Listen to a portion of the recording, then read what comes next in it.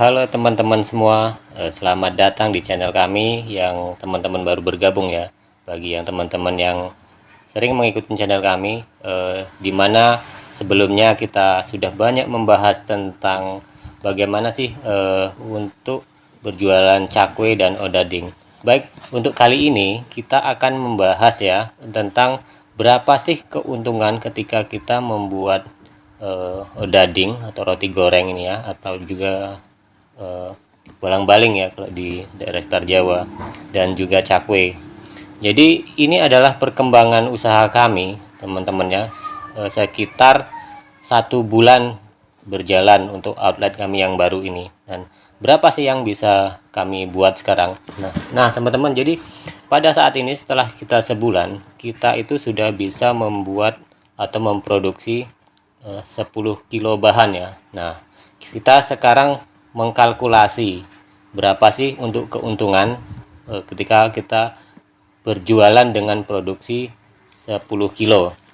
Jadi ini teman-teman semua ya, kita sedikit menjabarkan apa-apa saja yang menjadi kebutuhannya ya, dan berapa modal nanti dan berapa keuntungan. Jadi kita bisa melihat hasil dari penjualan ini. Nah teman-teman, dari hasil dari 10 kilo ini kita jabarkan satu-satu. Yang pertama adalah modal utamanya adalah tepung. Di sini adalah 10 kilo. Kita kalikan saja kalau dalam kemasan ya. Tapi kalau kami sendiri itu memakai tepung yang membeli yang 1 karung ya, artinya lebih murah. Nah ini kita harga dengan harga yang eceran, artinya yang kemasan eceran itu sekitar harga 11.000. Tapi kalau harga per karung kalau kita bagi itu sekitar harganya hanya 8.000. Oke, kita maksimalkan harga dengan harga 11.000 seperti itu teman-teman. Jadi kalau 10 kilo itu sekitar 110.000. Kemudian karena di sini pembuatan odading sama cakwe itu kan langsung ya, 10 kilo itu artinya 2 produk tersebut. Nah sedangkan untuk odading sendiri kami membuat 4 kilo dan cakwenya itu 6 kilo, jadi total 10. Nah untuk bahan-bahan berikutnya yang kita butuhkan adalah gula. Gula itu hanya cukup 1 kilo karena kita membuat 4 kilo. Itu pun tidak semua ya 1 kilo itu, kadang kita beri 8 on, tapi kita harga dengan 1 kilo yaitu 13.000. Nah ini yang kedua teman-teman semua. Kemudian kita butuhkan mentega atau margarin ya. Dengan kisaran segitu kami hanya memberi sekitar setengah kilo. Kita beri harga karena kami juga membeli mentega itu adalah yang bentuk kartonan ya, 1 kardus ya, yang berisi 15 kilo, tapi pemberiannya hanya sedikit-sedikit ketika kita membuatnya seperti itu. Jadi untuk ukuran 10 kilo kami memberinya setengah kilo ya, itu kita harga dengan 10.000. Kemudian bahan lain itu seperti telur, karena telur juga paling memberinya 4 butir untuk 2 bahan tersebut, produksi tersebut. Jadi kita harga dengan 6.000. Kemudian ada bawang putih ya, kita beri bawang putih sekitar 2 on lah gitu kan. Kalau kita harga 30.000 sekarang sekilo punya itu udah maksimal ya, berarti kan kita sekitar 5.000-an lah, harga 5.000-an. Kemudian ada bahan-bahan teman-teman yang kami tidak bisa menghargai dari per item, karena kalau setiap pembelian itu kan berbentuk agak besar, artinya seperti pengembang itu kan kami membelinya dengan ukuran 500 gram. 500 gram itu kita pakai bisa sampai 1 bulan ya teman-teman semua. Jadi seperti pengembang tadi, kemudian susu bubuknya juga itu kan tidak bisa dinilai dalam arti ecerannya ya, karena belinya 1 kilo dipakai dalam 1 bulan kan, seperti itu.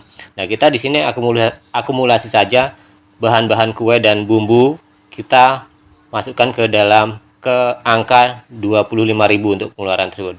Nah kemudian kita, karena di odading itu menggunakan gula halus, beda dengan gula yang di atas tadi. Yang pertama adalah gula pasir, ini adalah gula halus dalam ukuran 4 on. Itu kan kita hanya memakai sekitar 4 on juga atau setengah kilo. Kita bikin setengah kilo dengan harga asumsinya 12.000. kemudian ditambah wijen sekitar 1 on atau 2 on ya, itu sudah kita maksimalkan 8.000.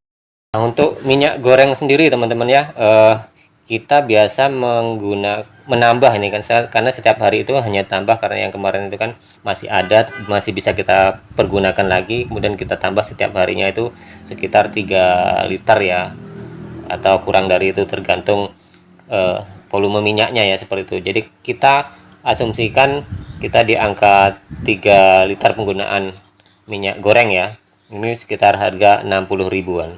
Kemudian di tempat penggorengan tentunya kita butuh gas ya. Gas kita menggunakan tabung gas kecil dengan harga kisaran 25 sampai 30. Tapi karena penggunaan satu gas itu kan bisa untuk beberapa hari teman-teman, bisa sampai 2 atau 3 hari lebih kan. Ya kita maksimalkan 2 hari.